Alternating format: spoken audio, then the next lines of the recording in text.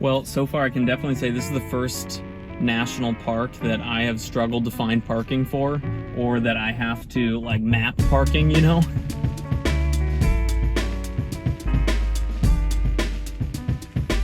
Definitely feels weird that it's a national park now.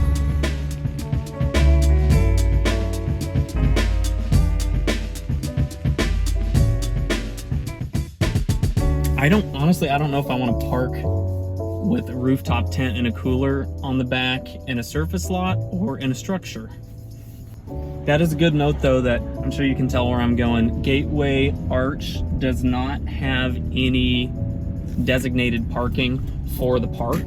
So it's kind of a free-for-all. Basically, you just have to figure it out yourself in downtown St. Louis. Maybe easier said than done, but I might have found one here. All right, now that I'm parked, the next thing to note, to get into Gateway Arch, meaning inside the visitor center, inside the museum that you'll see in a moment, you have to reserve a timed entry ticket.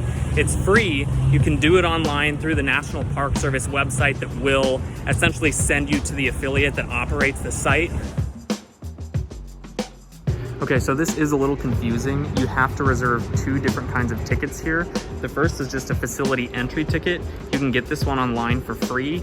The second is the actual tram ride to the top, which is now running. It looks like those aren't available online, so you might just have to come into the ticket office like I did to get those ones, so good luck.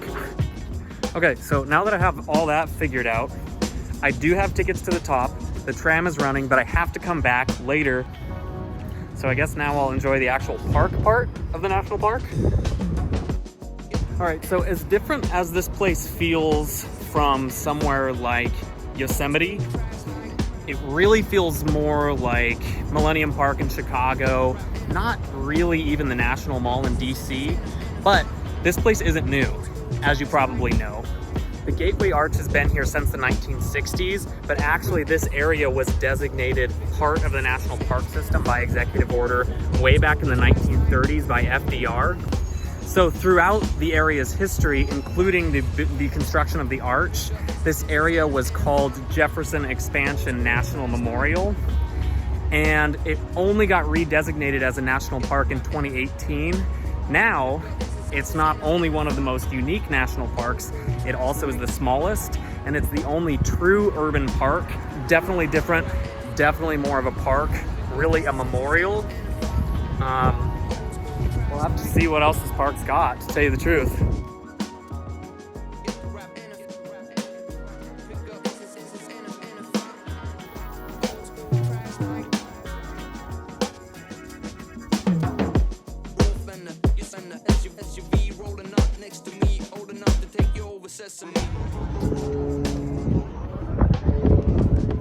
All right, well, I've got about an hour before the tram tour is ready, so I've kind of run out of stuff to do, to tell you the truth.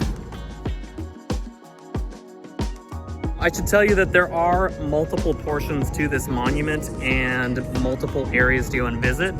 The first, of course, is the memorial, which mostly is memorial to Thomas Jefferson, with the idea that Thomas Jefferson really initiated the westward expansion of the United States with the Louisiana Purchase. That's kind of the second part, is that this is also a monument to the westward expansion through the lens of St. Louis.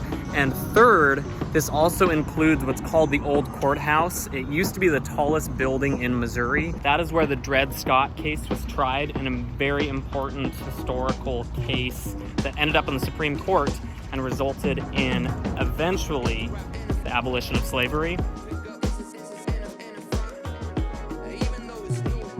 By the way, for a little bit less packed visitor experience, don't forget to check out the Illinois side.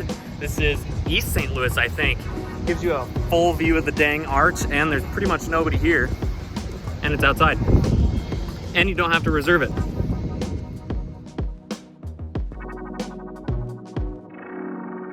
How was your work? It was really good. I had a good time. You want to go to a national park? I think I'm already here.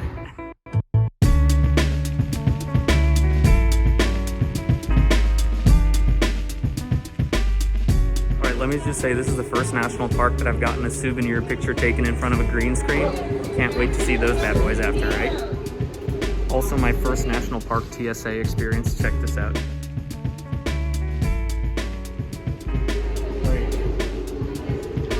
you bring your passport? That's in the truck.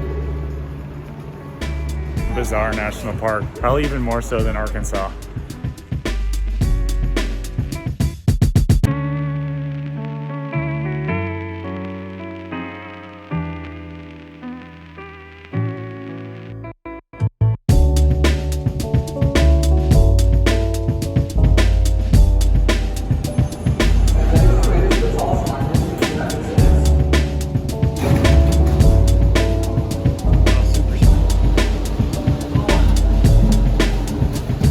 Cozy. It is. So, this is cool. It's like cool you get to see the inner workings of all this, which I guess for me is pretty cool.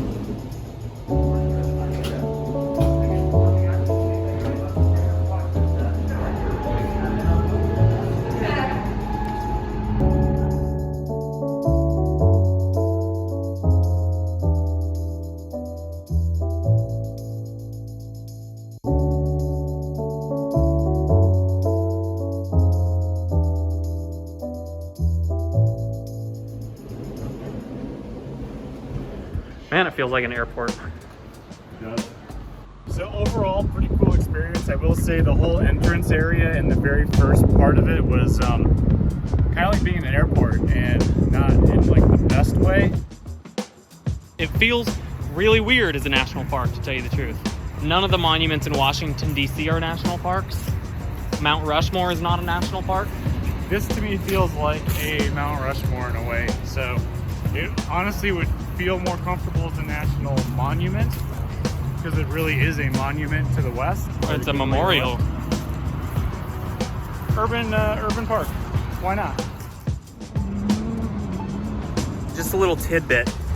In 1935, when this area became designated as part of the national park system, the entire riverfront, the 91 acres where this park sits, were essentially razed to the ground. Now, in my understanding, thank you Wikipedia, many of the very significant buildings were already gone before that time. But it is interesting that a lot of the history that this place really represents was actually knocked down to make way for a really impressive memorial. That being said, it's kind of weird that you can't go anywhere in this park without hearing freeway noises.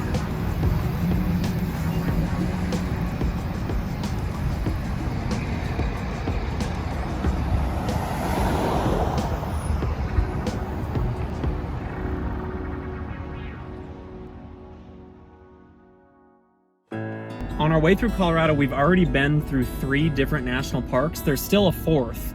This first canyon is, as far as I can tell, totally private, and it's just chock full with like amusements. I think it's an interesting question to kind of think about, is a place that's special like this good enough as is to enjoy and to preserve, or do you need something else to be able to enjoy it?